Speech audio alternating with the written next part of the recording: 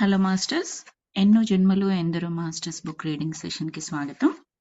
మనం నిన్న 13th chapter మొత్తం చదువుకున్నాము, రికార్డ్ అయ్యింది కాబట్టి మీరు యూట్యూబ్లో ఆ రికార్డింగ్ చూడొచ్చు.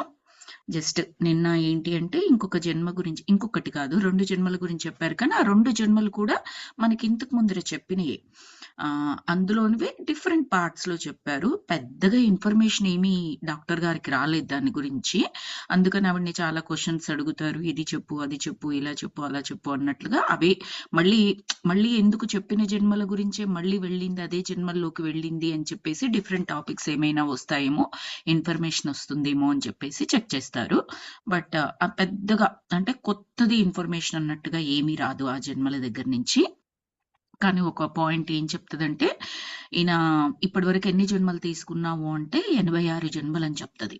86లో ఒక అరౌండ్ 10 జన్మల గురించి మాత్రమే మనతో డిస్కస్ చేసింది యోగ నిద్రలో.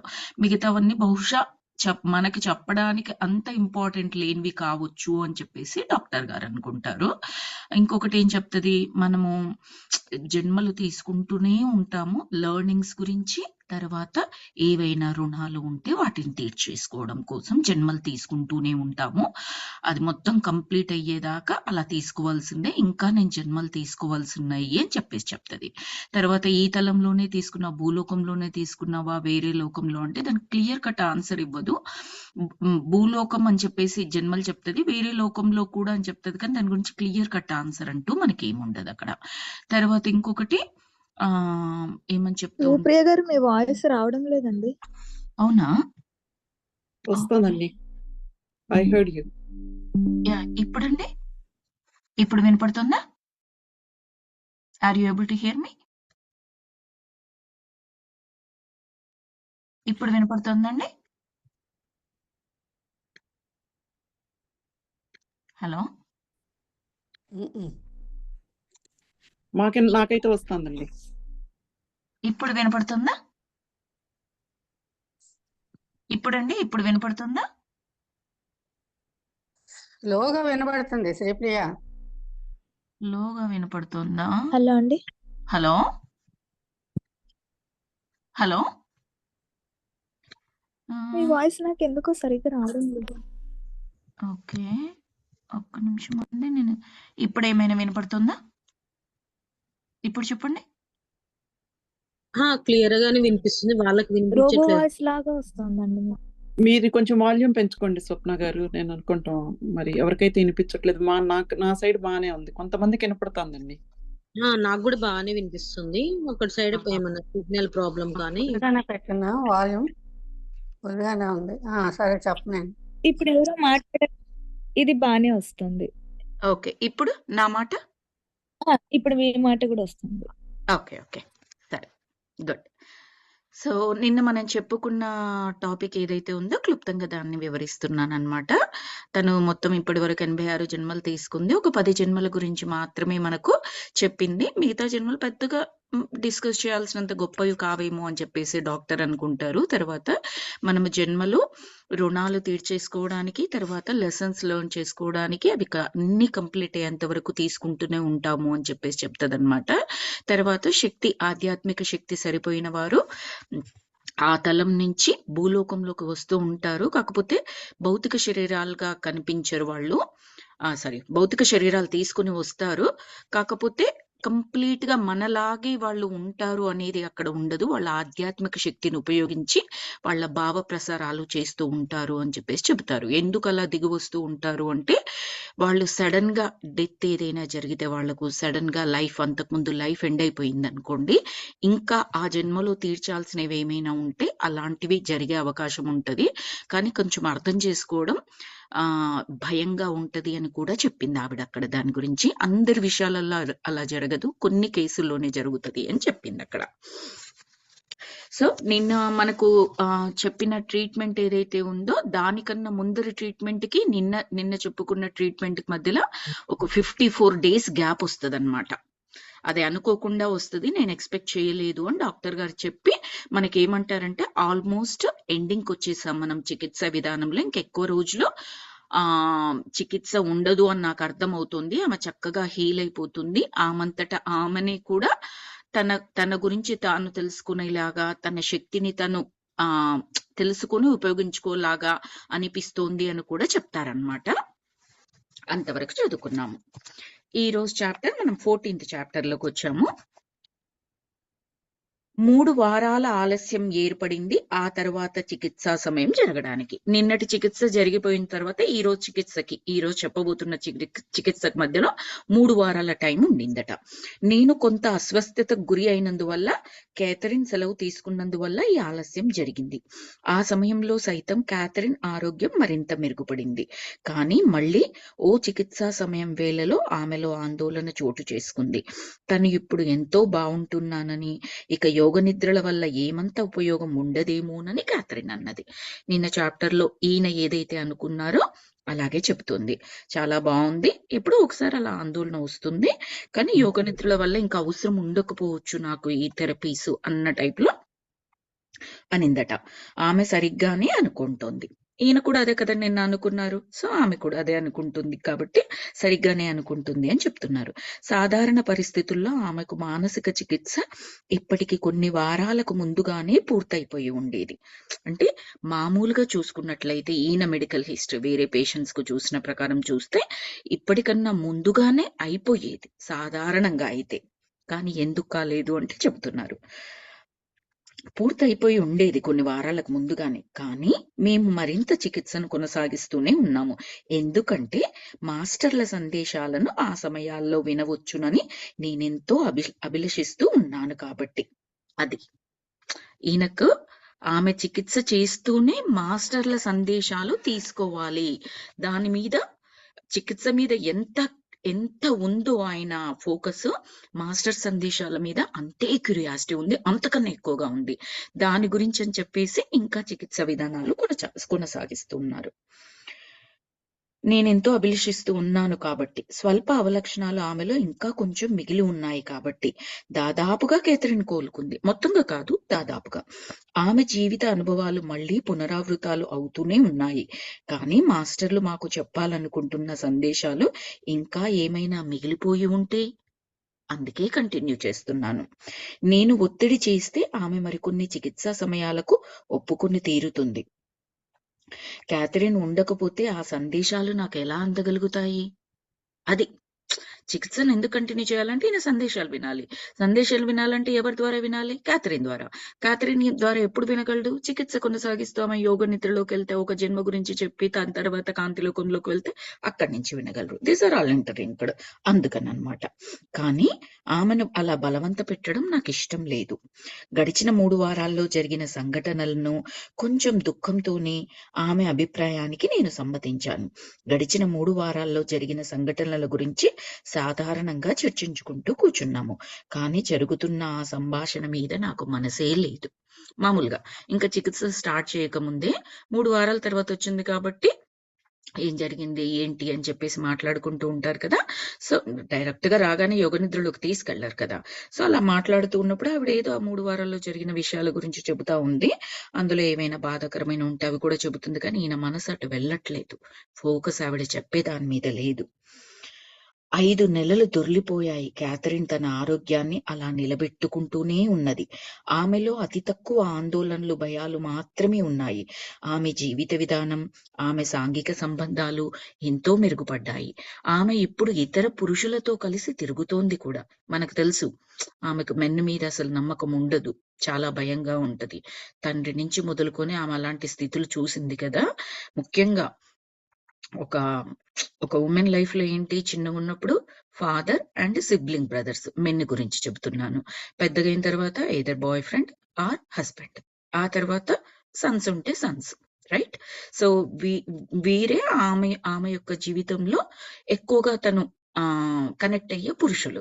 ఆమెకు చిన్నగా ఉన్నప్పుడు, ఇప్పటివరకు పిల్లలు లేరు ఆమెకి, చిన్నగా ఉన్నప్పుడు తండ్రితో ఆ ప్రాబ్లం ఉంది, పెళ్ళైన తర్వాత భర్తతో ఏ ప్రాబ్లం ఉంది, ఇంకా మెన్న మీద నమ్మకం ఎలా కుదురుతుంది ఆమెకి? సో అలా ఉండిపోయింది అనమాట. ఆమె ఇప్పుడు ఇతర పురుషులతో కలిసి తిరుగుతోంది కూడా. స్టూవర్ట్ అంటే ఆమె లివ్ ఇన్ రిలేషన్షిప్ లో ఉన్నవాడు. స్టూవర్ట్ ఇంకా ఆమె జీవితంలో ఉంటున్నప్పటికీ కూడా ఇతర పురుషులతో కలిసి తిరుగుతోంది.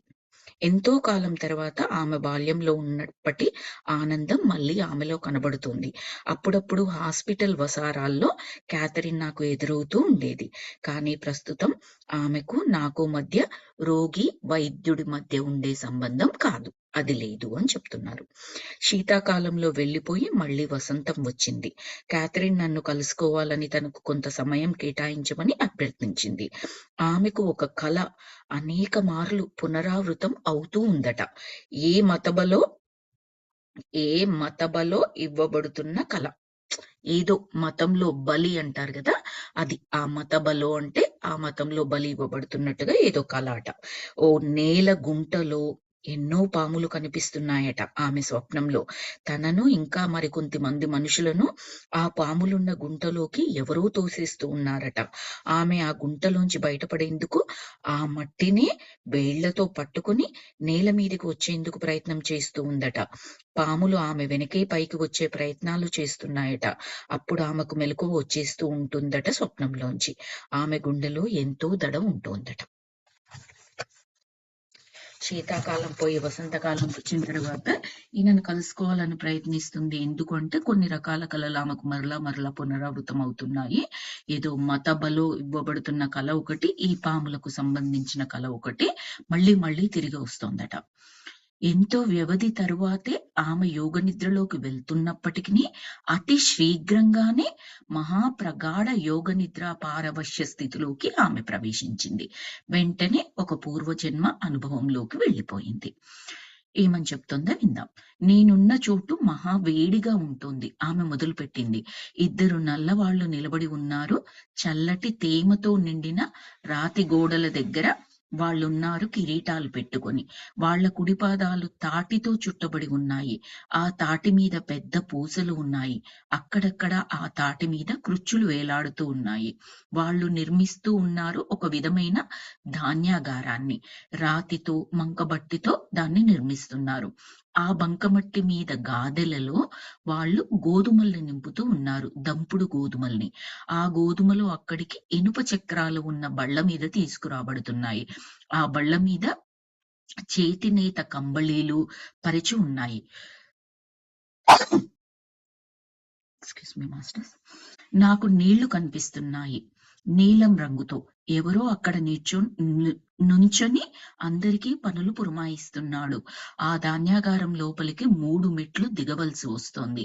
ఆ ధాన్యాగారం బయట ఒక దేవుడి విగ్రహం ఉన్నది.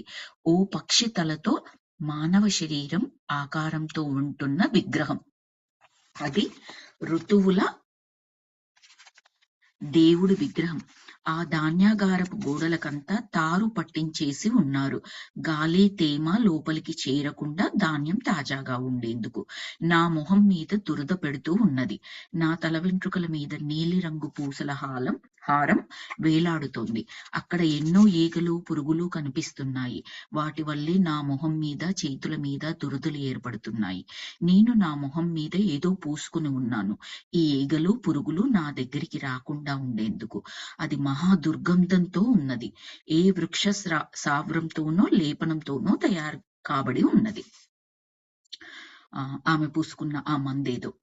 నేను ఉన్నాను ఎన్నో జడలు వేసుకుని. అన్ని జడల మీద పూసలు ఉన్నాయి, బంగారు రంగు దారాల మీద. నేను రాజబిడ్డను. అక్కడ ఏదో విందు జరుగుతోంది కాబట్టి నేను అక్కడికి వచ్చాను. పూజారులకు తలంటి స్నానం చేయించే కార్యక్రమాన్ని చూసేందుకు నేను వచ్చాను. పంటలు బాగా పండడం కోసం అప్పుడప్పుడు అక్కడ పూజలు జరగబోతున్నాయి. జంతు బలులు అప్పుడు మాత్రమే జరుగుతాయి. నరబలులు ఉండవు. తెల్లరాతి వద్యశిల మీద నుండి చంపబడిన జంతువుల నెత్తురు ప్రవహించి ఓ పాత్రలో పడుతూ ఉంటుంది. అందులోంచి నెత్తురు ఓ పాము నోట్లోకి పడుతూ ఉంటుంది. అక్కడి మనుషులు చిన్న బంగారు కిరీటాలను పెట్టుకుని ఉన్నారు. అందరూ నల్లవాళ్లే. ఎన్నో దేశాల నుంచి ఎత్తుకొచ్చిన, సముద్రానికి ఆవలి దేశాల్లోంచి ఎత్తుకొచ్చిన బానిసలు ఎందరో ఉన్నారు అక్కడ. ఆమె మౌనం వహించింది. మేము ఆమె మాటల కోసం ఎదురు చూస్తూ ఉన్నాము. ఆమె ధ్యాస పెరిగింది. ఆమెకు ఏదో వినిపిస్తున్నట్లుగా మాకు కనిపిస్తోంది ఆమె ఫేస్ లో ఎక్స్ప్రెషన్స్ ని బట్టి. అర్థమవుతుంది కదా మాస్టర్స్? అందుకే నేను చదువుకుంటూ వెళ్ళిపోతున్నాను. అక్కడ ఆవిడ చెబుతున్నది జస్ట్ ఆవిడ ఏదైతే చూస్తోంది అన్న చెబుతుంది. ఇందులో మనం జస్ట్ నోటీస్ చేయవలసింది ఏంటంటే, ఆమె ఒక రాజబిడ్డ. మామూలుగా బానిసగానో, లేకపోతే యుద్ధ సైనికురాలుగానో, సైనికుడుగానో, లేదా పని మనిషిలాగానో ఇలాంటివి ఇప్పటి వరకు చేస్తూ ఉన్నది. ఇందులో ఒక రాజబిడ్డ. ఆవిడ ఏం చూస్తుంది, అక్కడ ఏం చేస్తున్నారు, ఏంటి బలి ఇస్తున్నారు, ఆ తర్వాత ఫైనల్ గా ఏం చెప్పింది అంటే, ఆ బలి ఇచ్చిన ఆ జంతువుల బలి అట, నరబలి కాదు, నెత్తురు ప్రవహిస్తది కదా బలి ఇచ్చినప్పుడు. ఆ నెత్తురు ప్రవహించి ఓ పాత్రలో పడుతూ ఉంటుంది. అందులోంచి నెత్తురు ఓ పాము నోట్లోకి పడుతూ ఉంటుందట, ఒక పాము నోట్లోకి. ఓకే, సో అది చెప్పిన తర్వాత మౌనం వహించింది. వీళ్ళు కూడా వెయిట్ చేశారు. జస్ట్ ఇంకా వినడానికి మళ్ళీ ఆమెకి ఏదో వినిపిస్తున్నట్లుగా వీళ్ళకి అనిపించింది ఆమె ఫేషియల్ ఎక్స్ప్రెషన్స్ చూస్తే. అదెంతో త్వరగా అయిపోతూ ఎంతో అయోమయంగా ఉంటోంది. వాళ్ళు నాకు చెబుతున్న విషయాలు విభిన్న తలాలలో పరివర్తన గురించి, అభివృద్ధి గురించి చెబుతున్నారు. ఎరుకతో ఉండే తలం ఒకటి, పరివర్తన పొందే తలం మరొకటి ఉన్నాయి. మనం ఒక జీవితాన్ని పూర్తి చేసుకుని అక్కడికి వస్తాము. మనం నేర్చుకోవలసిన పాఠాలు పూర్తయి ఉంటే మరో విభిన్న పరీది తలంలోకి వెళ్తాము, మరో కొత్త జీవితంలోకి వెళ్తాము. మనం నేర్చుకోవాలి పూర్తిగా. అది పూర్తిగా నేర్చుకోకపోతే మనం ముందుకు పోవడం అనుమతించబడదు. మనం సరిగ్గా నేర్చుకోలేదు కాబట్టి అదే పాఠాన్ని మళ్ళీ నేర్చుకోవాల్సి వస్తుంది. జ్ఞానం లేకుండా ఉండడంలోని లోపం ఏమిటో మనం తెలుసుకోవాలి. మరి మనము అది నేర్చుకునేందుకు సిద్ధంగా కూడా ఉండాలి. మనం నేర్చుకోవాల్సింది ఎంతో ఉన్నది. ఎన్నో ఆత్మలతో మన సంబంధం ఉంటుంది. అందువల్లే మనం ఇక్కడికి వచ్చి ఉన్నాము మాస్టర్స్. కేవలం ఈ తలంలోనే ఉంటారు. ఇక్కడ ఏమంటుందంటే 2 తలాల గురించి చెబుతోంది. ఒకటి అట ఎరుకతో ఉండే తలం ఒకటి, పరివర్తన పొందే తలం ఒకటి. మన జీవితాన్ని పూర్తి చేసుకున్న తర్వాత ఒక తలంతో వెళ్తాము. 1 second మాస్టర్స్.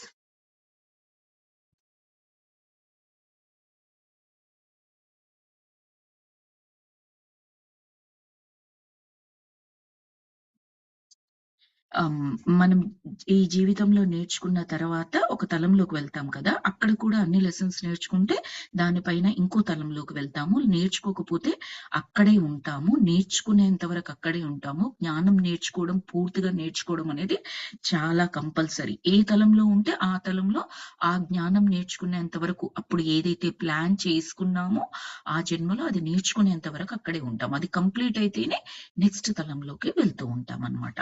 అది మనం ఎప్పుడు చెప్పుకునేది. క్యాథరిన్ ఓ క్షణం ఆగింది. ఆ తర్వాత కవి మాస్టర్ కంఠస్వరం వినిపించింది. ఆయన నాతో మాట్లాడుతున్నాడు. ప్రస్తుతం మేము నీకు చెప్తున్నాము, కానీ ఇక మీదట నువ్వు నీ అంతర్బోధతోనే అర్థం చేసుకోవడం నేర్చుకోవాలి. క్యాథరిన్ ఒక క్షణం ఆగిన తర్వాత కవి మాస్టర్ కంఠస్వరంతో ఇంకో మాట వినిపించింది. ఏంటి? డాక్టర్ గారికి, ఇది డాక్టర్ గారికి చెప్పారు ఆయన, ఆ కవి మాస్టర్. ప్రస్తుతము మేం చెప్తున్నాము నీకు సందేశాలు, కానీ తర్వాత నీ ఇన్నర్ వాయిస్ ద్వారానే నువ్వు తెలుసుకోవాలి. ఆ ఇన్నర్ వాయిస్ ని అర్థం చేసుకోవడం నేర్చుకోవాలి. నువ్వు ఆ శక్తికి వెళ్ళగలగాలి. ఆ శక్తిని రీచ్ అవ్వగలగాలి. ఇప్పుడు యోగ నిద్రలోకి పంపించి క్యాథరిన్ ద్వారా ఆ శక్తి స్థాయిని చేరుకుంటున్నారు ఈయన కూడా. అర్థం చేసుకోగల శక్తి స్థాయిని, అదే శక్తి స్థాయిని ఈయన మామూలుగా కూడా పొందగలగాలి. క్యాథరిన్ గురించి అదే కదా అన్నారు, నువ్వు ఈ యోగ నిద్రలోకి వెళ్ళినప్పుడు ఈ శక్తి స్థాయికి వెళ్తున్నావు, నిన్ననే చెప్పారు. ఆ కాంతిని తీసుకుంటున్నావు, కానీ బయటకు వచ్చిన తర్వాత కూడా నువ్వు అలాగే ఉండవచ్చు కదా అని చెప్పేసి నిన్న చెబుతారు. ఒక వాక్యం ఉంటది మనకి, రైట్? అంటే ఉండవచ్చు, ప్రస్తుతానికి లేదు అన్నట్టుగా ఆమె చెప్తది. అలా ఉండాలి అన్నట్టుగా. కానీ మనం ఫస్ట్ నుంచి ఇప్పటి వరకు చూస్తున్నట్లయితే క్యాథరిన్ యొక్క సాధారణ శక్తి స్థాయి చాలా చాలా చాలా పెరిగింది అని మనం గమనించవచ్చు. అందుకే కదా ఆందోళనల నుంచి వాటి నుంచి బయటకు వచ్చేసింది ఆమె. అవన్నీ బయటకు వచ్చేసిందంటే లోవర్ ఎమోషన్స్ నుంచి బయటకు వచ్చేసిందంటే అర్థం ఏంటి? లోవర్ ఎమోషన్స్ అంటే లోవర్ ఎనర్జీ. మామూలుగా ఉండడం అంటే అది ఇంకాస్త పై ఎనర్జీ. సంతోషంగా ఉండడం అంటే ఇంకా పై ఎనర్జీ. సంతోషంగా ఉండడం అంటే అన్ని సంతోషమైన పనులే మనం చేస్తున్నాము, సంతోషమైనవే మనకు ఎదురవుతున్నాయి అని కాదు. పరిస్థితి ఎటువంటిదైనా ఎలా ఉన్నప్పటికీ కూడా మనం మన సంతోషాన్ని వీడడం లేదు, దాన్ని ఎదుర్కొంటున్నాము, దాని మీద కంట్రోల్ సాధిస్తున్నాము, లేదా దానిపైన విజయం సాధిస్తున్నాము. ఏదైతే అది యాక్సెప్ట్ చేయాల్సిన సిచ్యువేషన్ అయితే యాక్సెప్ట్ చేస్తున్నాం, వీఆర్ మూవింగ్ ఆన్. దాన్ని ఏదైనా మనం కంట్రోల్లోకి తెచ్చుకోవాలా, కంట్రోల్ తెచ్చుకుంటున్నాము, వీఆర్ మూవింగ్ ఆన్. లేదా ఆ స్థితి నుంచి బయటపడే సొల్యూషన్ మన దగ్గర ఉంది, అది చేస్తున్నాము, వీఆర్ మూవింగ్ ఆన్. ఎప్పుడు మనం లోవర్ ఎమోషన్స్ తో ఉంటాము, ఒక సమస్య రాగానే ఇంకక్కడే ఏడ్చుకుంటూ కూర్చొని మనలోని శక్తిని మొత్తం డ్రైన్ చేసుకుని ఇంకా ఇంకా ఇంకా లోపలికి వెళ్ళిపోతూ ఉంటామే, అది సరి అయిన స్థితి కాదు. అది కంప్లీట్ లోవర్ ఎమోషన్, మనని మనం ఒక గుంటలోకి జార్చుకుంటున్నట్టుగా అలా అన్నమాట. సో అది కవి మాస్టర్ ఏం చెప్పారంటే, నీ ఇన్నర్ వాయిస్ తో నువ్వు అర్థం చేసుకుని అది నేర్చుకోవడం మొదలు పెట్టాలి ఇప్పటి నుంచి అని చెప్పేసి చెప్తారు. కొన్ని నిమిషాల తర్వాత మళ్ళీ క్యాథరిన్ కంఠస్వరం వినిపించింది. అక్కడ ఒక నల్ల కంచె ఉన్నది, ఆ కంచె లోపలి వైపులో ఉన్నాయి సమాధి రాళ్ళు, నీ సమాధి పలకం కూడా అక్కడ ఉన్నది అని క్యాథరిన్ డాక్టర్ కి చెప్తోంది. డాక్టర్ అన్నారు, నాదా? ఆశ్చర్యపడిపోతూ ప్రశ్నించారు. అవును అని ఆమె సమాధానం ఇచ్చింది. ఆ ఫలకం మీద ఏమి రాసి ఉన్నదో చదివి చెప్పగలవా అని డాక్టర్ అడిగారు. నోబుల్ అన్న పేరు, దాని క్రింద 1668 నుండి 1724 సంవత్సరాల అంకెలు కనిపిస్తున్నాయి. అంటే ఆమె ఏ శతాబ్దంలో ఉన్నది? 17వ శతాబ్దంలో. 1668 అంటే 17వ శతాబ్దం రన్నింగ్ అన్నమాట. ఆ సంవత్సరంలో నోబుల్ అన్న సమాధి మీద ఏమని రాస్తుందంటే, జనరల్ గా సమాధి మీద ఏం రాస్తారు? జననము మరణము రాస్తారు. సో ఆ నోబుల్ అన్న వ్యక్తి యొక్క జననం 1668, మరణం 1724. ఆ రాతి పలక మీద ఒక పువ్వు కూడా ఉన్నది. ఈ రాతి సమాధి ఫలకం ఫ్రాన్స్ లోనో రష్యాలోనూ ఉన్నది. ఫ్రాన్స్ రష్యాను కరెక్ట్ గా చెప్పలేకపోతుంది, కానీ ఫ్రాన్స్ లోనో రష్యాలోనో ఈ రెండిట్లో ఎక్కడో ఒక దగ్గర ఉన్నది. నువ్వు ఉండేవాడివి ఎర్ర సైన్యంలో, ఓ గుర్రం మీద నుండి పడిన సైనికుడుగా, ఓ బంగారు ఉంగరం ఉన్నది, ఓ సింహం తల గుర్తుతో, ఒక రాజముద్రిక లాగా. అంటే బహుశా నువ్వు సైనికుడివేమో, ఆ గుర్రం మీద నుంచి పడిన సైనికుడు లాగా కనిపిస్తూ ఉన్నది ఇక్కడ, ఒక సింహం తల గుర్తుతో రాజముద్రిక లాగా. సైనికులకు చనిపోయిన తర్వాత రాజముద్రికలు కూడా పెడుతూ ఉంటారు కదండి, బహుశా అది ఆ సమాధి మీద కనిపిస్తూ ఉంటది ఆమెకి. ఆ తరువాత ఇక ఏ మాటలు లేవు క్యాథరిన్ కి యోగ నిద్రలో. ఇక మీద నాకు ఏ సందేశాలు అందవు అని అర్థమైంది. మరి ఆ తర్వాత జరిగింది కూడా అదే. ఆ తర్వాత క్యాథరిన్ కి చికిత్సా సమయాలు ఆగిపోయాయి. ఆమె సంపూర్ణంగా ఆరోగ్యవంతురాలు అయ్యింది. ప్రతి గమన అధ్యయనాల్లో నేను నేర్చుకోవాల్సిందంతా నేర్చుకున్నాను. తక్కిన విషయాలు భవిష్యత్తులో ఉంటాయి, వాటిని నా సహజ అంతర్బోధ సామర్థ్యంతోనే నేను నేర్చుకోవాల్సి ఉంటున్నది. చాలా చిన్న చాప్టర్ మాస్టర్స్ ఇది ఇక్కడితో అయిపోయింది. జస్ట్ ఆ జన్మలో చాలా కొంచెం గురించి చెప్పింది. తర్వాత ఈయన ఉన్నారు ఆ జన్మలో, నోబుల్ అన్న పేరుతో ఉన్నారు అని చెప్పింది. కవి మాస్టర్ చెప్పారు కాబట్టి ఈయన ఏమనుకుంటున్నారు అంటే, ఇంకా క్యాథరిన్ తో నా చికిత్స, ఎందుకంటే ట్రీట్మెంట్ ఎప్పుడు అయిపోయింది అన్నారు ఆయన, కొన్ని వారాల ముందరనే అయిపోయింది. కేవలం మాస్టర్ సందేశం గురించి నేను క్యాథరిన్ చికిత్స సమయాల్ని ఇంకా పెంచుతూ ఉన్నాను అని చెప్పారు. కానీ ఆ కవి కూడా ఏం చెప్పారు డైరెక్ట్ గా, ఇంకా నా నుంచి సందేశాలు ఏమీ రావు, నీ అంతర్బోధ నుంచి నువ్వు వినడము, నేర్చుకోవడము, అర్థం చేసుకోవడం అన్ని తెలుసుకోవాలి అన్నారు. కాబట్టి ఇంకా చికిత్స సమయాలు ఈయన పెట్టడం వేస్ట్. ఆమె సంపూర్ణంగా కోలుకుంది, ఆరోగ్యవంతురాలైంది అని కూడా చెప్తున్నారు.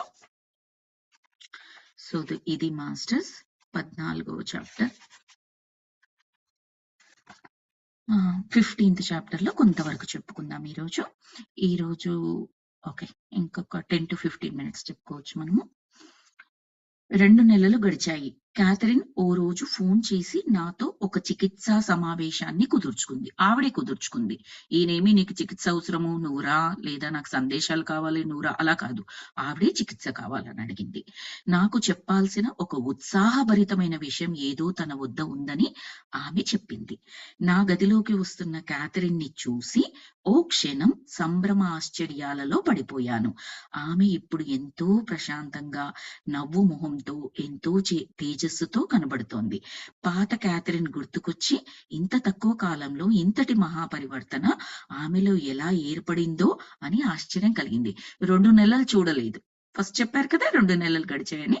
సో ఈ 2 నెలల కాలంలో ఏదో జరిగింది. అందుకే అంత మహా తేజస్సుతో ప్రశాంతంగా, ఆనందంగా చాలా బాగుంది.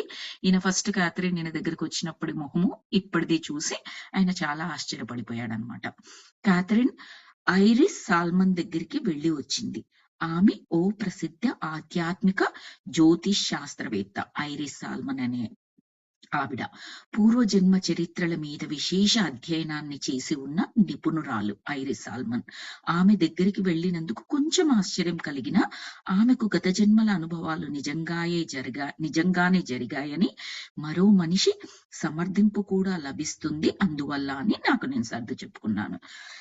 మళ్ళీ ఎందుకు వెళ్ళింది ఆ జ్యోతిష్ శాస్త్ర నిపుణురాల దగ్గరికి అని ఒక క్షణం అనిపించింది. మళ్ళీ ఆయననే సమర్థించుకున్నాడు. ఈవిడ కూడా యోగ నిద్రలో పునర్జన్మల దర్శనం కలిగింది కదా క్యాథరిన్ కి. ఆ నిపుణురాలికి పునర్జన్మల గురించి తెలుసు కదా. సరేలే, ఆవిడ దగ్గరికి వెళ్ళినందుకు ఎస్ ఈవిడకి ఏదైతే యోగ నిద్రలో చూసిందో అది కూడా కరెక్టే అని ఆవిడ కూడా చెప్తుంది. ఒక యాడ్ ఆన్ ఫ్యాక్ట్ లాగా, అంటే కన్ఫర్మేషన్, ఎక్స్ట్రా కన్ఫర్మేషన్ లాగా క్యాథరిన్ కు ఉంటుందిలే అని చెప్పేసి ఆయనకైనా సమర్థించుకున్నారు, సర్ది చెప్పుకున్నారు. ఆమెలో తన గత జన్మలను తెలుసుకోవాలనే కుతూహలం, ఆత్మవిశ్వాసం ఉన్నందుకు ఎంతో సంతోషించాను. ఎందుకంటే నమ్మరు కదండి వాళ్ళు. క్యాథరిన్ క్రిస్టియన్ మతస్థురాలు కదా, వాళ్ళకి పూర్వజన్మ సిద్ధాంతం అనే కాన్సెప్ట్ వాళ్ళకు ఉండదు. వాళ్ళ దాని ప్రకారం, వాళ్ళ సాంప్రదాయం ప్రకారం. కానీ ఇప్పుడు అదేంటో తెలుసుకోవాలి అనిపిస్తుంది అంటే దాన్ని నమ్మినట్లు కదా. అంత ఉత్సుకతో టైం తీసుకుని ఆ నిపుణురాలని కలిసి మరీ తెలుసుకోవాలనుకుంటుంది కాబట్టి చాలా సంతోషించారు ఈయన. ఈ మధ్య ఆమె స్నేహితులు ఎవరో ఆమెకు ఐరిస్ సాల్మన్ గురించి చెప్పారట. క్యాథరిన్ ఆమెతో ఒక సమావేశాన్ని కుదుర్చుకుంది.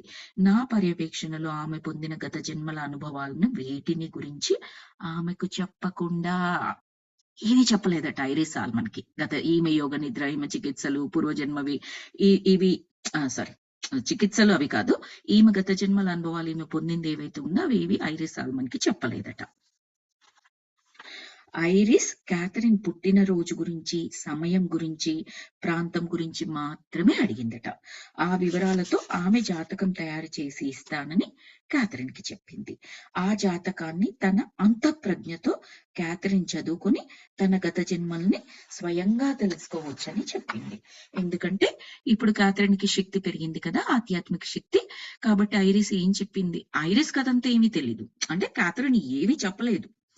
ఐరిస్ జస్ట్ ఆమె జ్యోతిష్ శాస్త్ర నిపుణురాలు కాబట్టి ఆమె దగ్గరకు ఒక క్లయింట్ వస్తే ఎలాగైతే అడుగుతారో, నీ బర్త్ డేట్ చెప్పు, నీ బర్త్ టైం చెప్పు, ఏ ప్రాంతము అది చెప్పు, ఆ విషయాలు మాత్రమే కనుక్కొని నీ జాతకం నీకు తయారు చేసిస్తాను, నువ్వు నీ గత జన్మల గురించి నువ్వే స్వయంగా తెలుసుకోవచ్చు, నీ అంత ప్రజ్ఞతో, ఇన్నర్ శక్తితో, ఇన్నర్ ఎనర్జీతో నువ్వే తెలుసుకోవచ్చు అని చెప్పేసి చెప్తాడట. ఓ ఆధ్యాత్మిక జ్యోతిష్కురాలితో క్యాథరిన్ కు అదే తొలి పరిచయం. ఆమెకు ఐరిస్ ఏం చెప్పబోతుందో కూడా తెలియదు. ఆమెకు అత్యంత ఆశ్చర్యాన్ని కలిగిస్తూ ఐరిస్ ఆమె యోగ నిద్రలో పొందిన అనుభవాలు సత్యాలేనని నిరూపించింది. ఐరిస్ క్యాథరిన్ జాతక చక్రాన్ని అతి శీఘ్రంగా చిత్రిస్తూ దాని మీద ఏవో గుర్తులు పెట్టుకుంటూ మాటలతో ఓ పరివర్తిత చైతన్య స్థితిలోకి స్వయంగా ప్రవేశించి మరింత ప్రగాఢ స్థితిలోకి చేరుకుంది. ఆ మహాప్రగాఢ స్వయం యోగా నిద్ర స్థితిలో ఆమె తన గొంతునే చూపిస్తూ వెల్లడించింది క్యాథరిన్ ఆ జన్మలో పీక నులిమేయబడి ఆ తరువాత ఆమె గొంతును కోసేయడం వల్ల మరణాన్ని పొందింది అన్న విషయాన్ని. ఆమె గొంతు కోసేయబడడం ఓ యుద్ధ సమయంలో జరిగిందని, ఎన్నో శతాబ్దాల క్రితం అది జరిగిందని, ఆ సమయంలోనే తనకు ఎన్నో మంటలు విధ్వంసము అయిపోతున్న ఊరు కనిపిస్తున్నాయని వెల్లడించింది. ఆ జన్మలో క్యాథరిన్ మృతి చెందినప్పుడు ఆమె యువకుడని కూడా చెప్పింది. ఏంటి అంటే క్యాథరిన్ క్లియర్ గా మనకు మెన్షన్ చేసింది. ఈమె పూర్వజన్మ వివరాలు యోగ నిద్రలో ఏవైతే తెలుసుకుందో అవి ఏవి కూడా ఐరిస్ కి చెప్పలేదు. నథింగ్. ఈమె ఐరిస్ అడిగిన డీటెయిల్స్ ఈమె ఇచ్చేటప్పటికి ఆ బర్త్ డేటు టైము ప్రాంతం ఇచ్చిన తర్వాత ఆమెకు తెలిసిన శాస్త్రం ప్రకారం ఆమె జ్ఞానం ప్రకారం ఏవో చేసేసి ఇమ్మీడియట్ గా ఆమె మహా చైతన్య స్థితిలోకి వెళ్ళిపోయింది. ఐరిస్ వెళ్ళిపోయి ఆమె చెబుతున్న విషయాలు ఏవైతే ఉన్నాయో అవన్నీ కూడా కరెక్టే. ఎందుకంటే ఈమె ఇంతకు ముందు చూసిన జన్మలే యోగ నిద్రలో వెరీ క్లియర్ గా చెబుతుంది. ఒకానొక జన్మలో ఏం జరిగిందో, ఎలా పీక నులిమేయబడి చంపబడింది, గొంతు మీద కాట్లు పడ్డాయి, తర్వాత ఆమె ఆ జన్మలో యువకుడు, అదంతా క్లియర్ గా చెప్పింది అనమాట. క్యాథరిన్ తన జన్మల్ని చూసుకోవడం వేరు, ఇప్పుడు ఐరిస్ క్యాథరిన్ జన్మని చూస్తోంది. ఐరిస్ కళ్ళు శూన్యంగా కనిపించాయి. ఆమె క్యాథరిన్ ఓ యవ్వనంలో ఉన్న నావికాదళం మనిషిగా వర్ణించి చెబుతున్నప్పుడు. నౌకాదళపు దుస్తులు మనకు కూడా తెలుసు, నిన్నటి చాప్టర్ లో కూడా చదువుకున్నాము నావికుడుగా పనిచేసిన జన్మ గురించి. నౌకాదళపు దుస్తులు వేసుకున్నది. ఆమె క్యాథరిన్ ఓ యవ్వనంలో ఉన్న నావికాదళం మనిషిగా వర్ణించి చెబుతున్నప్పుడు ఐరిస్ కళ్ళు శూన్యంగా కనిపించాయి. నౌకాదళపు దుస్తులు ఓ నల్ల పొట్టి ప్యాంటు తొడుక్కొని, బక్సులో ఉన్న బూట్లు తొడుక్కొని ఉన్నట్లుగా. ఎస్టర్డే ఎగ్జాక్ట్లీ ఇదే లైన్ మనకు చెప్పారు. బక్సులో ఉన్న బూట్లు తొడుక్కుంది, ఆ పొట్టి ప్యాంటు వేసుకుంది, ఎగ్జాక్ట్లీ అదే చెప్పారు. ఇప్పుడు అదే చెబుతోంది ఐరిస్. ఉన్నట్లుండే ఐరిస్ తన ఎడమ చేతిని పట్టుకొని బాధతో విలవిలలాడుతున్నట్లు కనిపిస్తూ తన చేతికి ఏదో పదునైన వస్తువేదో గుచ్చుకున్నదని, ఆ చెయ్యి నాశనం అయిపోయిందని, జీవితాంతం కనిపించే ఓ మచ్చ అక్కడ తయారైపోయిందని చెప్పింది. అక్కడ గొప్ప నౌకా యుద్ధాలు జరుగుతున్నాయని, అది ఆంగ్లదేశ తీరమని చెబుతూ ఓ నావికుడి జీవితాన్ని వర్ణించింది. ఐరిస్ మరికొన్ని క్యాథరిన్ జీవితాన్ని, ఇది ఎగ్జాక్ట్లీ నిన్న చదివిన చాప్టర్ లో ఉంది మాస్టర్. నిన్నటికి ఈ రోజుకి తేడా ఏంటంటే, నిన్న క్యాథరిన్ యోగ నిద్రలోకి వెళ్ళి ఈ నావికుడిగా జన్మించిన జీవితం గురించిన డీటెయిల్స్ చెప్పింది. అవే డీటెయిల్స్ ప్రస్తుతం మనకు ఐరిస్ చెబుతోంది. మనకు ఇన్ ద సెన్స్ క్యాథరిన్ కి చెబుతోంది. క్యాథరిన్ కి అది ఆల్రెడీ చెప్పింది. ఆ విషయాలు తీసుకొచ్చి క్యాథరిన్ డాక్టర్ గారికి చెబుతోంది. చూసావా, నేను ఏదైతే పొందానో అదే ఇంకొక జ్యోతిష్ శాస్త్ర నిపుణురాలు కూడా ఎగ్జాక్ట్లీ నువ్వు పొందింది కరెక్టే, నీ పునర్జన్మలు అవన్నీ కూడా కరెక్టే అన్నట్లుగా ఈ డీటెయిల్స్ నాకు చెప్పింది అని చెప్పేసి చెబుతుంది. Extra confirmation. అందుకని చాలా హ్యాపీ అయిపోయింది. అంతే కదా, మనకు ఒక విషయం అర్థమైంది, మనకు సంతోషపడతాము. అదే విషయం నిజంగా ఉన్నది అని ఇంకెవరైనా కన్ఫర్మ్ చేశారనుకోండి, ఎంత సంతోషపడతాము. అప్పటి వరకు అది మనకొక్కరికే తెలుసు, మనకే అనుభవంలోకి వచ్చింది అనుకుందాం. బయటికి చెప్పడానికి కొంచెం ఇబ్బంది పడతాము, కానీ సంతోషపడతాం మనంగా, ఇది మనకు తెలిసింది అని. ఎవరైనా ఎక్స్ట్రా కన్ఫర్మేషన్ ఇస్తే ఇంకా ఎక్కువ బలం పెరుగుతూ ఉంటది, సంతోషం పెరుగుతూ ఉంటది. Yes, that's right, I got it, నేను పొందిన ఎక్స్పీరియన్స్ కరెక్ట్, నాకు అనిపించింది కరెక్ట్ అని ఏ విధంగా అయితే ఎక్స్ట్రా ష్యూరిటీగా అనిపిస్తుందో అది క్యాథరిన్ కలిగిందనమాట. అదొక్క జన్మ, నావికుడి జన్మనే కాదు, ఐరిస్ మరికొన్ని క్యాథరిన్ జీవిత అనుభవాలని కూడా వర్ణించి చెప్పింది. పారిస్ నగరంలోని ఒక చిన్న జీవితం గురించి, ఆ జన్మలో క్యాథరిన్ మళ్ళీ ఒక అబ్బాయి మహాపేదరికంలో పసి వయసులోనే మరణించాడు. ఇంకో జీవిత సమయంలో ఆమె ఫ్లోరిడా నైరుతి తీరంలో నివసించిన ఒక అమెరికన్ ఇండియన్. ఆ జన్మలో క్యాథరిన్ ఒక నాటు వైద్యురాలు, కాళ్లకు చెప్పులు లేకుండా అప్పుడు ఆమె నడుస్తూ ఉండేది. ఆ జన్మలో ఆమె నల్లగా వికృతమైన కళ్ళు పెట్టుకొని ఉండేది. ఆమె గాయాలకు లేపనాలు పూస్తూ ఉండేది, మూలికా వైద్యం చేస్తూ ఉండేది. ఆమె అప్పుడు ఆధ్యాత్మిక శక్తులతో ఉండేది. పగడాలతో నీలాలతో కూర్చిన హారాలను ధరించాలంటే ఆమెకు ఎంతగానో ఇష్టం ఉండేది. ఇంకొక జన్మలో వరుసగా అన్ని జన్మల డీటెయిల్స్ కొద్దిగా చెప్పుకుంటూ వెళ్తోంది ఐరిస్. చెప్పుకుంటూ వెళ్తుందంటే ఆల్రెడీ క్యాథరిన్ కి చెప్పింది. ఆవిడ చెప్పిన విషయాలు క్యాథరిన్ డాక్టర్ గారికి చెప్తున్నారు. ఇంకో జన్మలో క్యాథరిన్ ఒక స్పానిష్ యువతి, వ్యభిచార వృత్తిలో ఉండేది. ఆ జన్మలో ఆమె పేరు లా అనే అక్షరంతో ప్రారంభమయ్యేది. ఆమె ఉండేది తనకంటే పెద్ద వయసున్న పురుషుడితో. మరో జన్మలో ఆమె ఓ ధనవంతుడి యొక్క అక్రమ సంతానం. ఆమె తండ్రికి ఎన్నో బిరుదులు ఉండేవి. ఐరిస్ ఆయన వైభవాన్నంతా విశాలమైన భవంతిలో మహా విలువైన పాత్ర సామానుల్లో దర్శించింది. ఐరిస్ కదా ఇవన్నీ చూస్తుంది. ఇప్పుడు ఏమంటున్నారంటే ఐరిస్ అట ఆ ధనవంతుడి అక్రమ సంతానంగా క్యాథరిన్ ఉన్న జన్మ గురించి చెబుతూ ఆ ధనవంతుడి యొక్క వైభవాన్నంతా విశాలమైన భవంతిలో మహా విలువైన పాత్ర సామానుల్లో చూసిందట. ఆయన ధనవంతుడు అన్నట్టుగా.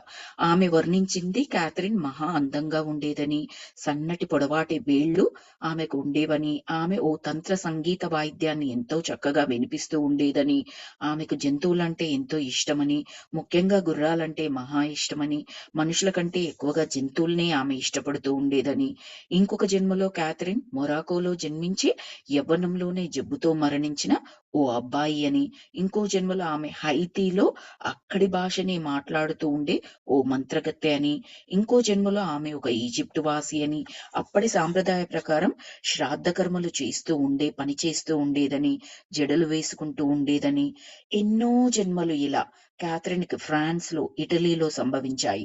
ఒక జన్మలో ఆమె ఫ్లారెన్స్ లో ఉండేది మతాచారంలో. తర్వాత అక్కడి నుంచి ఆమె స్విట్జర్లాండ్కి వెళ్ళింది. ఒక మఠంలో చేరింది. ఆమెకు 2 అబ్బాయిలు ఉండేవాళ్ళు. ఆమెకు బంగారం అంటే, కళాకృతులంటే ఎంతో ఇష్టంగా ఉండేది. ఆమె ఒక బంగారు శిలువను మెళ్ళో ధరిస్తూ ఉండేది. ఫ్రాన్స్ లో ఆమె ఓ చీకటి తేమ ఉన్న చెరసాలలో శిక్షను అనుభవించింది. ఇంకో జన్మలో ఐరిస్ కి క్యాథరిన్ ఒక ఎర్ర సిపాయిగా కనిపించింది. ఆ సిపాయి గుర్రాలతోనూ మిగతా సిపాయిలతోనూ ఉండేవాడు. ఎర్ర బంగారు రంగు సిపాయి దుస్తులు ధరించేవాడు. బహుశా అతడు రష్యన్ సిపాయి అయి ఉండవచ్చు. ఇంకో జన్మలో ఆమె ఈజిప్ట్ లో న్యూబియా నుంచి తీసుకురాబడిన ఒక బానిస. ఆ జన్మలో కూడా ఆమెకు జైలు శిక్ష పడింది. ఇంకో జన్మలో క్యాథరిన్ది జపాన్ లో నివసించిన ఒక యువకుడి జన్మ. పుస్తకాలు, విద్యాబోధన ఉండే జీవితం, ఎంతో పాండిత్యం ఉన్న మనిషి, ఎన్నో పాఠశాలల్లో పనిచేసిన మహావృద్ధుడిగా ఆమె జీవితం గడిచింది. ఆఖరి జన్మలో ఆమె ఒక యుద్ధంలో మరణించిన ఒక జర్మన్ సైనికుడు. ఇంత సవిస్తరంగా ఐరిస్ క్యాథరిన్ జన్మల్ని వర్ణించి చెప్తూ ఉన్నందుకు నేనెంతో ఆశ్చర్యభరితుణ్ణి, ముగ్ధుణ్ణి అయిపోయాను. డాక్టర్ చెప్తున్నారు. టక ఇప్పుడు నేను ఒక ఆల్మోస్ట్ 2 పేజీలు చదివాను మీకు ఆమె జన్మల గురించి. ఒక్కొక్క జన్మలో ఒక్కొక్క లైన్, 2 లైన్ల గురించి చెబుతూ టక్క ఎలా చెప్పేసింది, ఇంత సవిస్తరంగా ఎలా చెప్పగలిగింది అని మన డాక్టర్ గారు చాలా ఆశ్చర్యభరితుడు, ముగ్ధుడు అయిపోయాడట. ఈయనకెన్ని సిట్టింగ్స్ అవసరమైంది, ఎన్ని నెలలు యోగ చికిత్సలు ఆమెకి చేసి యోగ నిద్రలోకి తీసుకెళ్లి ఎన్ని వందల వేల ప్రశ్నలు వేస్తే ఆయనకు ఆ ఇన్ఫర్మేషన్ వచ్చింది. ఈవిడ టక్కున డేటు, టైము, ప్రాంతం చెప్పు, ఉన్నాయి మొత్తం తీసిస్తా, నీ జాతకం బయటపడతా అన్నట్లుగా పెట్టేసింది ఆవిడ. దీనికి సమాంతరంగానే యోగ నిద్రలో క్యాథరిన్ వెల్లడించిన విషయాలు, జీవితాలు కూడా ఉన్నాయి. ఇంకొక మాట మాస్టర్స్, ఐరిస్ సాల్మన్ అనేవాళ్ళు ఎవరని చెప్పుకున్నాం మనము? జ్యోతిష్ శాస్త్ర నిపుణురాలు. ఏ డాక్టరు కాదు, ఏ వైద్యుడు కాదు, పిహెచ్డీలు లేవు, ఏమి రీసెర్చ్లు చేయలేదు. రైట్? మన డాక్టర్ గారు ఏం చేశారు మనకు అన్నీ తెలుసు. సైన్స్ పరంగా ఏంటి మనకు తెలుసు. ఆయన అంటే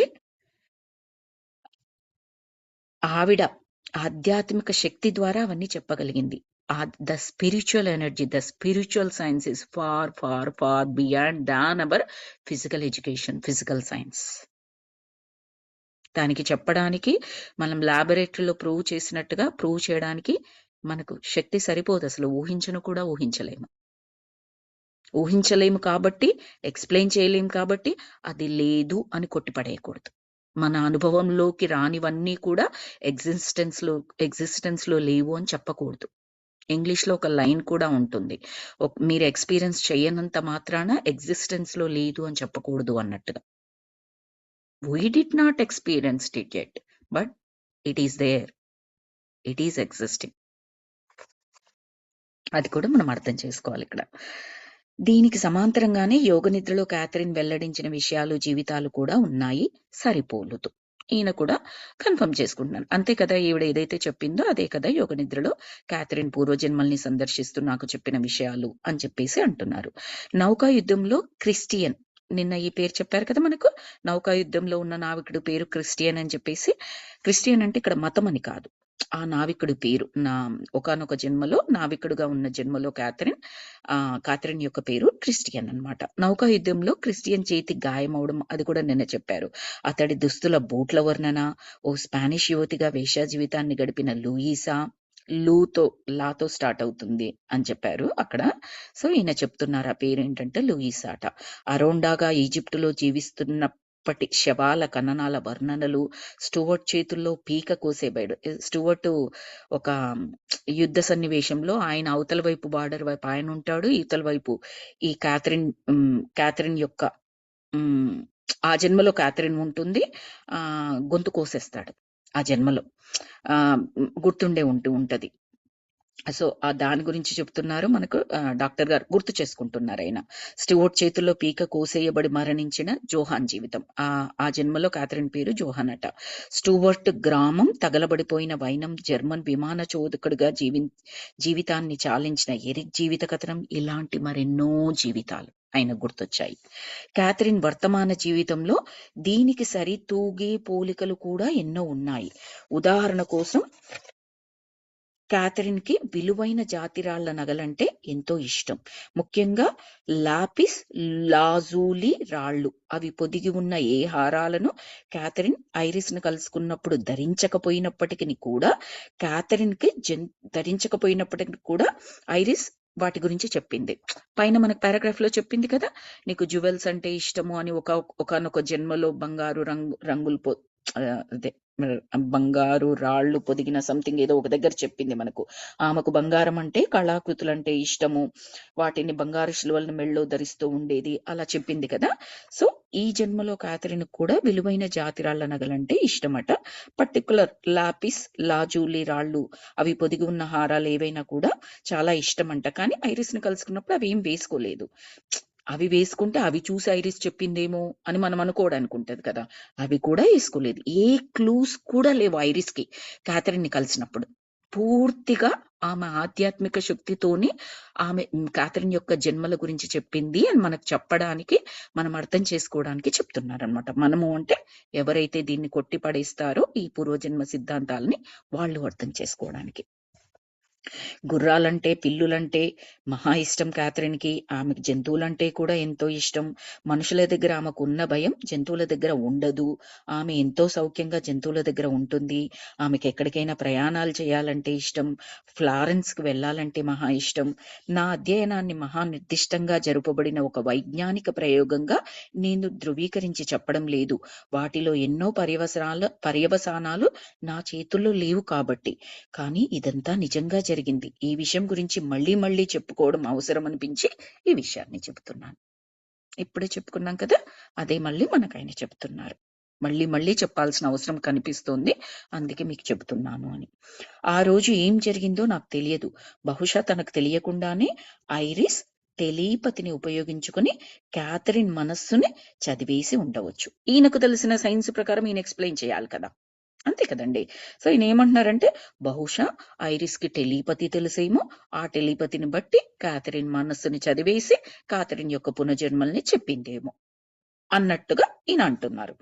ఆమె గత జన్మల జ్ఞాపకాలన్నీ ఆమె అచేతన మానసంలో నిక్షిప్తమై ఉంటున్నాయి కాబట్టి.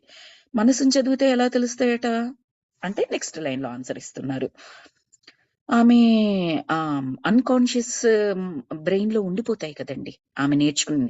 ఆమె కాన్షియస్ గా తెలియదు, మానసిక చేతనంలో ఉన్నప్పుడు తెలియకపోవచ్చు, కానీ అన్కాన్షియస్ గా అవన్నీ స్టోర్ అయిపోతాయి. ఆ అన్కాన్షియస్ బ్రెయిన్ ని ఐరిస్ చదివి ఉండవచ్చు టెలిపతి ద్వారా, అందుకే అవన్నీ కూడా చెప్పి ఉండవచ్చు అని అంటున్నారు. లేకపోతే ఐరిస్ తన ఆధ్యాత్మిక శక్తుల సామర్థ్యంతో నిజంగానే క్యాథరిన్ గత జన్మల్ని తెలుసుకుని ఉండవచ్చు. ఇవన్నీ లోపల ఈయనకు వచ్చేస్తూ ఉన్నాయి. మనకి ఏదైనా ఉంటే బహుశా దీనివల్ల తెలుసుండొచ్చు, లేదా ఎక్కడైనా ఆమె విని ఉండవచ్చు. ఇప్పుడు మన గురించి ఒక విషయం బయటికి తెలిసింది, నేను ఎప్పుడు చెప్పలేదే ఆమెకి ఎలా తెలుసు? ఓహో, నేను ఈయనతో చెప్పాను, బహుశా ఈయన ఆమెకు చెప్పాడేమో. ఓకే. నేనిక్కడ ఈ బోర్డు మీద రాసాను ఈ విషయం. బహుశా అది చదివిందేమో ఆమె. నేను నా ఈమెయిల్‌లో రాసుకున్నాను. ఎప్పుడైనా ఈమెయిల్ నేను ఓపెన్ చేసి పెట్టి ఉంటే ఆమె చదివిందేమో. ఇలా అనుకుంటూ ఉంటాం కదా! బికాస్ మనం డైరెక్ట్‌గా చెప్పలేదు. ఎలా తెలిసి ఉంటది అనడానికి మన మనసు రకరకాల ఆప్షన్స్ మన ముందు పెడుతూ ఉంటది. అలాగే ఈయనేమనుకుంటున్నారంటే క్యాథరిన్ మనసును చదివిందేమో, అది టెలిపతిక్ ద్వారా చదివిందేమో, అన్‌కాన్షియస్ బ్రెయిన్‌లో యోగ నిద్రలో చెప్పినవన్నీ నిక్షిప్తమై ఉంటాయి కదా! టెలిపతిక్ ద్వారా అది చదవడం కుదురుతుంది కదా! టెలిపతి అనేది సైన్స్, మన ఫిజికల్ సైన్స్ కూడా, మన భౌతిక శాస్త్రం కూడా ఒప్పుకుంటుందన్నమాట. అందుకని ఆయన టెలిపతి ద్వారా చెప్పిందనుకుంటున్నారు. మళ్ళీ ఫైనల్‌గా ఏమంటున్నారంటే, అది కూడా కాకపోతే తన ఆధ్యాత్మిక శక్తుల సామర్థ్యంతో నిజంగానే క్యాథరిన్ జన్మల్ని తెలుసుకుని ఉండవచ్చు. మనం ఫస్ట్ ఏమనుకున్నాము? ఐరిస్ తన ఆధ్యాత్మిక శక్తిని ఉపయోగించి ఇవన్నీ చెబుతుందని మనం ఫస్టే అనుకున్నాము. బికాస్ ఆధ్యాత్మిక శక్తిని మనం అంత బలంగా నమ్ముతాం కాబట్టి ఫస్ట్ మన బ్రెయిన్ లోకి అదే వచ్చేసింది. డాక్టర్ గారు సైన్స్ చదువుకున్నారు, ఎంతో వైజ్ఞానికంగా అభివృద్ధి చెంది ఉన్నారు కాబట్టి ఆయనకు ఆ ఆప్షన్స్ కూడా అతని బ్రెయిన్ ఇచ్చిందనమాట. ఇదేమో అన్నట్టుగా. ఏది ఏమైనా సరే ఇది సంభవించింది. క్యాథరిన్ కి యోగ నిద్ర ద్వారా జ్ఞాపకానికి వచ్చిన స్మృతులే ఐరిస్ కి మరో విభిన్న పద్ధతిలో వచ్చాయి. యోగ నిద్ర ప్రతిగమనంతో క్యాథరిన్ కి వచ్చిన స్మృతులే ఐరిస్ కి అతీంద్రియ మాధ్యమాల ద్వారా వచ్చాయి. మనం చెప్పుకున్నదే మళ్ళీ మనకి ఇక్కడ ఇంకో లైన్ లో చెబుతున్నారు. మనం యోగ నిద్రలతో చెప్పుకున్నాము, ఐరిస్ కేమో అతీంద్రియ శక్తి ద్వారా అతీంద్రియ మాధ్యమాలు అని ఉపయోగించారు. మాధ్యమాలు అంటే అది ఏ రకంగానైనా కావచ్చు.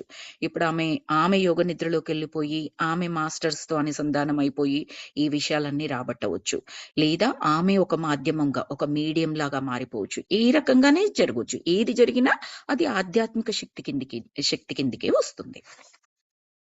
అతి తక్కువ మంది మాత్రమే సాధించగలుగుతారు ఐరిస్ సాధించిన కార్యాన్ని. Yes, we know that. అతీంద్రియ శక్తులు తమకు ఉన్నాయని చెప్పుకుంటున్న ఎంతో మంది అజ్ఞాతం పట్ల మనుషులకున్న భయాలను, బలహీనతలను ఉపయోగించుకుని సొమ్ము చేసుకుంటున్నారు. ఎస్, ఈ రోజు జరుగుతుంది ఏంటో కూడా చెబుతున్నారు. కొంతమంది తమకు అతీంద్రియ శక్తులు ఉంటున్నాయని, ఇదిగో మీకు ఇది ఉందా, అది ఉందా, మేము నయం చేస్తాము, ఇది పోతుంది, మీకు ధనం వస్తుంది, అది వస్తుంది, ఇది వస్తుంది, అన్ని తీర్చేస్తాము అని రకరకాలుగా మభ్య పెడుతూ ఉంటారు కదా, ఫేక్ వాళ్ళ గురించి. అలా కూడా కొంతమంది సొమ్ము చేసుకుంటున్నారు అని చెప్తున్నారు. ఈ రోజుల్లో ఎక్కడ చూసినా ఈ ఆధ్యాత్మిక మోసగాళ్లే కనిపిస్తున్నారు. Shirley MacLaine out on a limb అనే పుస్తకాన్ని రచించి ప్రచురించిన తర్వాత ఎంతో మంది మాధ్యమాలు ఇక్కడ తయారైపోయారు. వాళ్ళు ఎంతో మంది ఊరూరా తిరుగుతూ ఉంటారు. తామే రోజు ఏ ఊళ్ళో ఉంటారో ప్రచారం చేసుకుంటూ వాళ్ళు అలౌకికంలోకి వెళ్ళిపోయినట్లు యోగ నిద్ర భంగిమలో కూర్చొని తమ ముందు భయభక్తులతో ఆతృతతో ఒళ్ళంతా చెవులు చేసుకుని వింటున్న వాళ్లతో చెబుతూ ఉంటారు. అంటే ఫేక్ వాళ్ళు ఎలా మోసగిస్తూ ఉంటారు, ఏ రకాల అవతారాలతో వస్తూ ఉంటారు. ఎస్పెషల్లీ షిర్లీ మాక్లేన్ అనే ఒకరు అవుట్ ఆన్ ఏ లింబ్ అనే పుస్తకాన్ని, ఆ పుస్తకంలో ఈ స్పిరిచువల్ మీడియంస్ గురించి, ఈ ఆధ్యాత్మిక మాధ్యమాలు అన్న దాని గురించి క్లియర్ గా రాశారట. అది చదివిన తర్వాత ఇదిగో నేను కూడా ఒక స్పిరిచువల్ మీడియం, నాకు అన్నీ తెలుసు, మీరు వచ్చేసేయండి, మీ భయాన్ని పోగొడతా, భ్రాంతులను పోగొడతా, ధనాన్ని ఇస్తా, అది ఇస్తా, ఇది ఇస్తా అని చెప్పేసి దానికి మళ్ళీ ఒక గెటప్ కావాలి కదా, యోగ నిద్రలో కూర్చున్నట్టుగా అదేదో అవన్నీ ఇంకా యాక్షన్ అన్నమాట. మన ముందర ఎవరైతే వస్తారో మన క్లయింట్స్, వాళ్ళని నమ్మించడానికి అలా చేస్తున్నారు. అలౌకికంగా ఉన్నట్లు కూడా నటిస్తున్నారు. లౌకికంగా అంటే మనం ఉన్నట్లుగా, అలౌకికంగా అంటే ఒక పరమాత్ముడి టైప్ లో పోజ్ పెట్టేసి ఏదేదో కనిపిస్తున్నట్టు అవంతా మనం ఈ మూవీస్ లో చూస్తూ ఉంటాం కదా. ఫేక్ సన్యాసులు, ఫేక్ గురువులు వాళ్ళు ఎలాగైతే యాక్షన్ చేస్తారో అలా యాక్షన్ చేస్తూ మనల్ని మోసగిస్తున్నారు అని చెప్పేసి చెప్తున్నారు. భయభక్తులతో ఆ క్లయింట్స్ ఏం చేస్తారు, ఆ భక్తులు ఏం చేస్తారు, వాళ్ళంతా చెవులు చేసుకుంటున్న వింటున్న వాళ్ళతో వాళ్ళంతా చెవులు చేసుకుని వాళ్ళు వింటూ ఉంటారు, భయంగా భక్తిగా వింటూ ఉంటారు అనమాట. ప్రకృతితో సామరస్యంతో నువ్వు జీవిస్తూ ఉండడం ఉంటే ఆ ప్రకృతి కూడా నీతో సామరస్యంతో ఉండనే ఉండదు అని. ప్రకృతితో సామరస్యంతో నువ్వు జీవిస్తూ ఉండకుండా ఉండి ఉంటే ఆ ప్రకృతి కూడా నీతో సామరస్యం, నువ్వు ఫ్రెండ్లీగా ఉంటే ప్రకృతి నీతో ఫ్రెండ్లీగా ఉంటుంది అన్నట్టుగా. నువ్వు ప్రకృతితో ఫ్రెండ్లీగా ఉండకుండా ప్రకృతిని నాశనం చేస్తూ ఉన్నావు అనుకోండి, ప్రకృతి కూడా ఏమి చెయ్యలేదు, అంతే కదండి. చెట్లు వాటన్నిటిని నరికేసి అడవులన్నింటిని మనం కొల్లగొట్టేస్తూ ఉన్నాం అనుకోండి, ఎక్కడి నుంచి వస్తుంది గాలి, వర్షం, ఇలాంటివన్నీ ఎక్కడి నుంచి వస్తుంది? మనం దాంతో సామరస్యంగా ఉండట్లేదు, అది ఇవ్వాల్సింది మన దగ్గరికి ఎట్లా రీచ్ అవుతుంది? అదేం మన మీద కోపంతో చేయడం కాదు, వే ఏంటి దానికి అక్కడ? చెట్ల నుంచి గాలి వస్తుంది, తర్వాత వర్షం వస్తూ ఉంటది ఆ చెట్లు ఉండడం వల్ల. నరికేసి పెట్టేశాము, ఎక్కడి నుంచి రావాలి? సో దాని మీనింగ్ ఏంటంటే, మనం ప్రకృతితో సామరస్యంగా ఉండకపోతే ప్రకృతి కూడా మనతో సామరస్యంగా ఉండలేదు. ఉండకూడదు అని కాదు, శత్రుత్వంతో అని కాదు, ఉండలేదు. We're not giving the nature an option. So ఈ మాటలను వాళ్ళు తమ గొంతుతో కాకుండా మహా గంభీర కంఠస్వరంతో ఇంకెవ్వరో మహనీయులు ఓ పరయాసతో మాట్లాడుతున్నట్టు, ఏ దివ్యశక్తిలో పలుకుతున్నట్లు వినిపిస్తూ ఉంటారు అక్కడ కూర్చుని ఉంటున్న వాళ్లకు. అంటే ఆ యాక్షన్ చేస్తూ ఉంటారు. అక్కడ వినిపించే సందేశాలు మహాస్పష్టంగా ఉంటాయి, అందరికీ పనికొచ్చేట్లుగా అనిపిస్తూ ఉంటాయి. సాధారణంగా ఈ సందేశాలన్నీ ఆధ్యాత్మిక పరిధుల విషయాలకు సంబంధించినవే అయి ఉంటాయి. వాటిని భూమి మీద పరిస్థితులతో అనువదించడం మహా కష్టంగానే ఉంటుంది. వాళ్ళు చెబుతున్న విషయాల్లోని నిజం దిగ్గు తేల్చడం, అబద్ధాల నీరి పారేయడం అత్యంత ఆవశ్యకం. ఆధ్యాత్మిక శక్తులకు అపఖ్యాతి ఏర్పడకుండా ఉండాలంటే నిష్ణాతులైన మానవ ప్రవర్తన నిపుణులు ఎంతో మంది కావాలి ఈ ఆశయాన్ని సాధించడం కోసం, ఎంతో ముఖ్యమైన మహత్కార్యాన్ని చేయడం కోసం. అది మానసిక శాస్త్రజ్ఞులు కావాలి సరియైన రోగ లక్షణాలను నిర్ధారించి తెలుసుకోవడం కోసం, మానసిక రోగాలను నిర్మూలించడం కోసం, బూటకాలను బట్టబయలు చేసేందుకోసం, మోసగాళ్లను ఏరి పారేయడం కోసం. ఎంతో మంది విషయ గణికులు, మానసికవేత్తలు, వైద్యులు కావాలి ఈ సరి అయిన రోగ నిర్ధారణల కోసం, మరింత పరీక్షించడం కోసం. వైజ్ఞానిక పద్ధతులతోనే మన అడుగులు ముందుకు పడబోతున్నాయి. వైజ్ఞానికంగా మనం గమనించి ఉన్న వరుస విశేషాలన్నింటినీ వివరించే వైజ్ఞానికంగా మనం గమనించి ఉన్న పరుగు విశేషాలన్నింటినీ వివరించి ఓ ప్రాతిపదిక తయారు చేయబడుతుంది. తరువాత ఈ తాత్కాలిక ప్రాతిపదిక సిద్ధాంతం సర్వ పరిస్థితుల్లో క్షుణ్ణంగా పరీక్షింపబడుతుంది. ఈ పరీక్షా ఫలితాలు నిరూపింపబడిన తర్వాత ఓ సిద్ధాంతం పరినిర్మింపబడుతుంది. ఒక సిద్ధాంతం తయారైన తర్వాత దాన్ని ఎంతో మంది ఎన్నోసార్లు పునర్పరీక్షించి చూసినప్పుడు ఫలితం ఒక్కటిగానే ఉంటుంది. ఎంతో సవిస్తరంగా వైజ్ఞానికంగా అంగీకరించబడిన అధ్యయనాలను డ్యూక్ యూనివర్సిటీలో డాక్టర్ జోసెఫ్ బి రైను, వర్జీనియా యూనివర్సిటీలో ఆది మానసిక విభాగ doctor Ian Stevenson, New York city కాలేజీలోని డాక్టర్ గెర్ట్రూడ్ ష్మిడ్లర్ చేసి ఉన్నారు. ఇంకో ఎంతో మంది పరిశోధకులు కూడా చేస్తూ ఉన్న మహా నిర్దిష్టమైన అధ్యయనాలే నిరూపిస్తున్నాయి ఇది సాధ్యమని. ఈ మొత్తం సారాంశం ఏంటంటే, ఈ ఆధ్యాత్మిక మాధ్యమాలు అనేది సరి అయినదే, అది నిజమే మన ఐరిస్ సాల్మన్ లాగా. కానీ ఈ రోజు ఏమైపోతుంది అంటే, ఆ పేరుతో ఆ శక్తులు ఉన్నాయి అని చెప్పేసి ఎంతో మంది భక్తులు లేదా క్లయింట్స్ ఏదైనా అనుకోండి, వాళ్ళని మోసం చేస్తూ ఉన్నారు. మేము మీ సమస్యలన్నింటినీ పరిష్కరిస్తాము అని చెప్పేసి రకరకాలుగా కంప్లీట్ అలాగే ఉంటారనమాట. చూడ్డానికి మాటలు గంభీరంగా మాట్లాడడము, అలౌకికంగా ఆ పరమ గురువులు ఎలా ఉంటారో మొత్తం యాజ్ ఇట్ ఈజ్ అలాగే యాక్షన్ చేస్తూ మోసం చేస్తూ ఉన్నారు. ఈ మోసాలని ఖండించాలంటే ఇటు శాస్త్ర పరిజ్ఞానులు, మానసిక వైద్య నిపుణులు అందరూ కూడా పరిశ్రమించాలి. వీటిని ఆధ్యాత్మిక పరంగా కూడా వాళ్ళ శక్తిని పెంచుకొని దాన్ని నిరూపణ చేయాలి, సిద్ధాంతాలు తయారు చేయాలి. సిద్ధాంతం తయారు చేసిన తర్వాత అది అందరి చేత యాక్సెప్ట్ చేయబడుతుంది. చేయబడిన తర్వాత ఎస్ దిస్ ఈజ్ రైట్, ఒక సింగిల్ లైన్ గా ఎన్నోసార్లు పునఃపరీక్షించి చూసినప్పుడు ఫలితం ఒక్కటిగానే ఉంటుంది అని రాశారు. ఎస్ దిస్ ఈజ్ కరెక్ట్ అన్నట్టుగా సత్యంలాగా ఉండిపోతుంది. అది ఎవరైతే వైజ్ఞానికంగా అధ్యయనాలు చేశారో ఆ శాస్త్రజ్ఞుల పేర్ల గురించి, ఆ యూనివర్సిటీస్ పేర్ల గురించి చెప్పారనమాట. ఇది మనకు 15th chapter masters. Thank you for listening today's session. నేను ఇక్కడ స్టాప్ చేస్తున్నాను. Let me stop the recording.